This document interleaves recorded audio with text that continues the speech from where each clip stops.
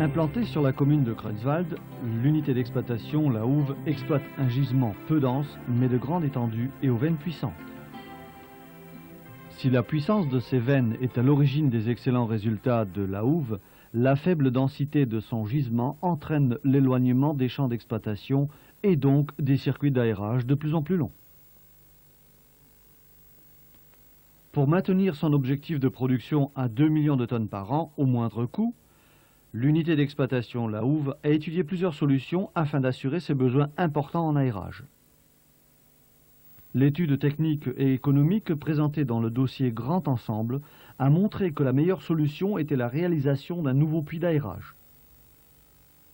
Il sera implanté à proximité des nouveaux secteurs d'exploitation, à l'ouest du siège actuel, sur le banc de la commune de Bisten en Lorraine.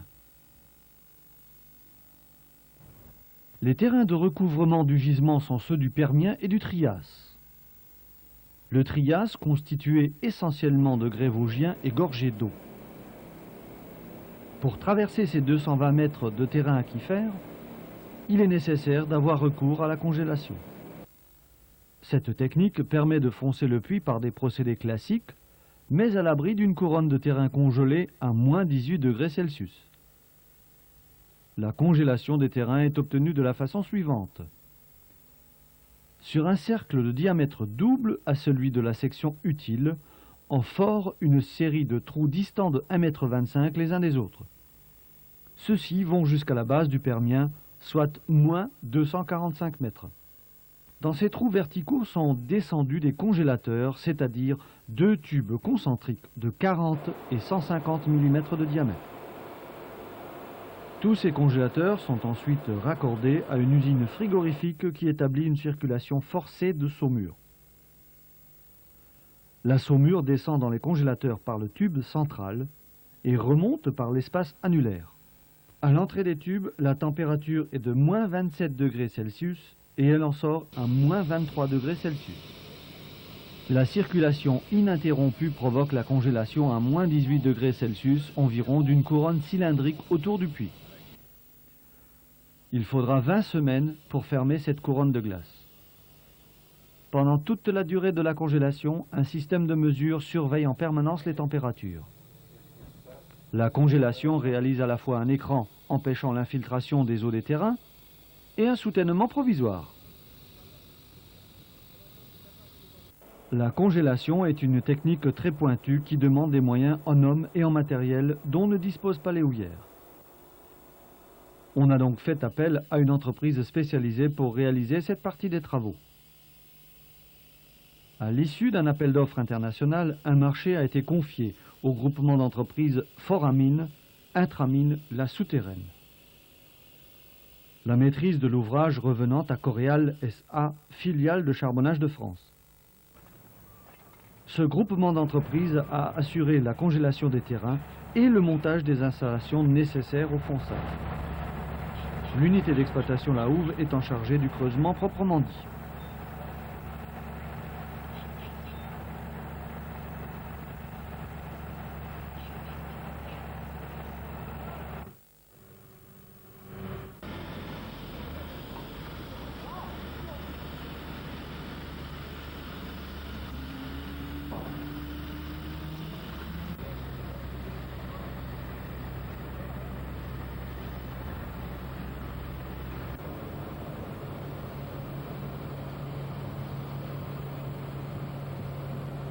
D'un diamètre utile de 6,50 m, il aboutira à moins 500 mètres, étage moyen actuel d'exploitation du gisement. Ce puits sera équipé d'une installation de visite, d'un ensemble de ventilation assurant un débit d'air de 260 m3 par seconde, d'une sous-station électrique pour l'alimentation des champs d'exploitation. L'installation de surface constituée d'appareillages complexes, tels que la centrale frigorifique et plusieurs treuils. La machine d'extraction, bien sûr, et le chevalement provisoire. On voit ici le ventilateur muni d'un silencieux nécessaire à l'aération du chantier de fonçage. L'atelier de préparation et de montage des tôles du corset métallique, La centrale à béton d'une capacité de 30 mètres cubes par heure, plusieurs compresseurs ainsi que les bâtiments de service, magasins, administration, lampisterie, etc. L'installation de fonçage. Elle comprend une plateforme de travail à 4 étages. Les câbles porteurs servent également de guide au curseur de CUFA et de la cagette de secours.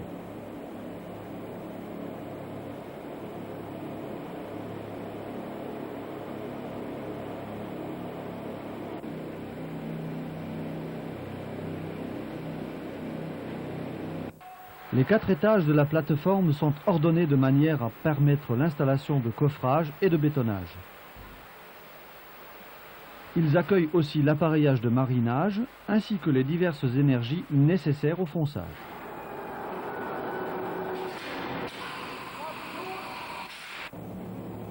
Exécution des travaux. Le creusement se fait en 2 parties bien distinctes selon la nature des sols, soit en terrain aquifère, soit en terrain houillé. Creusement en terrain aquifère. Le diamètre de creusement est de 8,50 m. Il est exécuté en alternant creusement et revêtement béton par passe d'environ 30 mètres. Le creusement est réalisé par foration de 132 trous de 1,80 m de profondeur. Ceux-ci sont exécutés dans les terres gelées avec des marteaux perforateurs individuels ou équipés de semi-stoppeurs.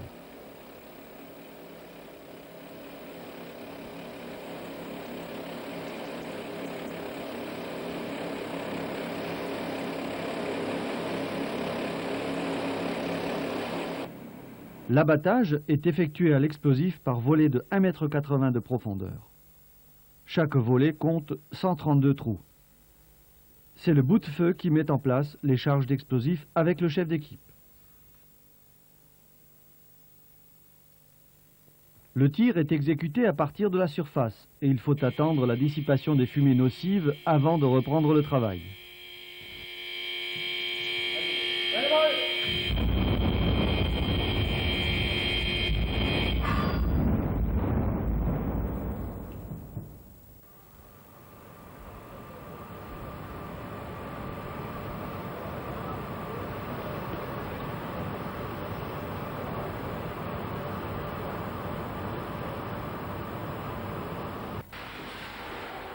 Après le tir, il faut enlever les terres. C'est le marinage ou grappinage. C'est à l'aide d'un treuil fixé sous l'étage inférieur de la plateforme de travail qui permet, grâce à un bras pivotant autour de l'axe du puits, d'accéder à tous les points du fonçage. Un grappin est fixé à ce treuil. Ce grappin, sorte de pieuvre géante, est commandé à partir du plancher de travail, mais aussi du fond pour l'ouverture et la fermeture.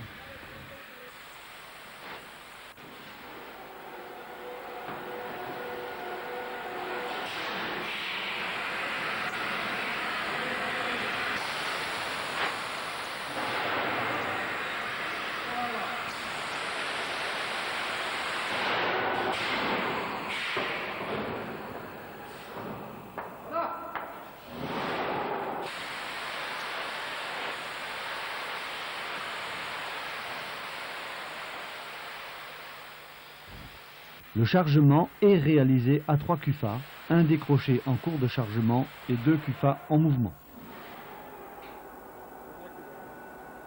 Le chargement d'un tir représente la rotation d'environ 70 CUFA de 2500 litres chacun.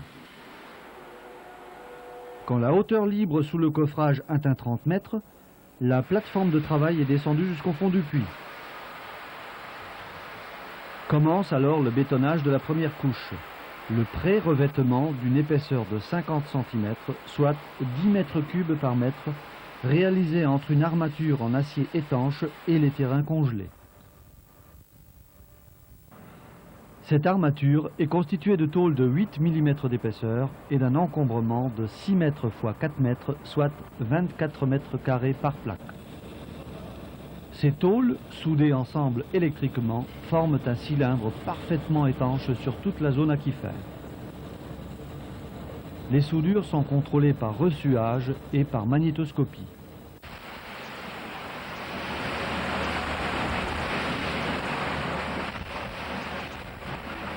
Le béton à prise rapide est fabriqué au jour par une centrale de 30 mètres cubes par heure.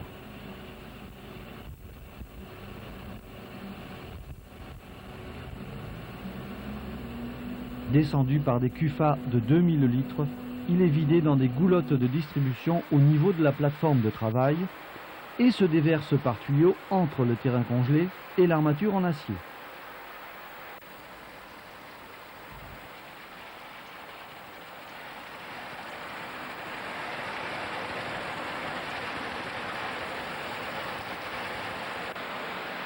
On remonte ainsi par tronçon de 4 mètres de haut et 50 cm d'épaisseur jusqu'au coffrage supérieur où la jonction sera réalisée.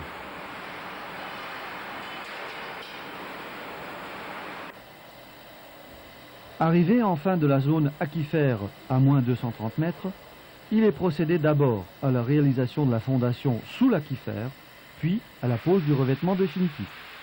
Et ceci d'une façon continue de la base du Permien jusqu'au jour.